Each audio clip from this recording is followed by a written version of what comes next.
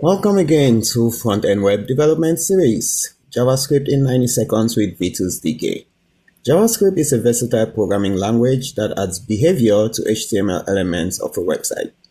It's used for both client-side and server-side development.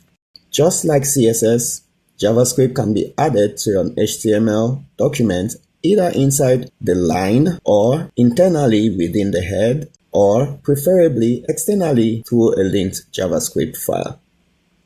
JavaScript supports creating objects with properties and methods which represent real-world objects, and JavaScript also responds to elements like clicks, key presses, and page loads. JavaScript Object Model provides the tools to interact with the browser and its environment, while the Browser Object Model offers access to browser-specific features and functionality.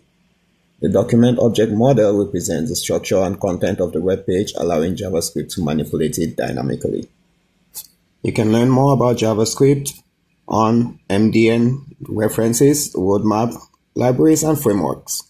We already covered coding basics and you already have a web browser. You can start writing JavaScript code today by going to the browser console on your developer tools. Thank you for watching this video. Kindly like and share with others. Don't forget to subscribe to my channel for more videos. This is V2's DK. You already know.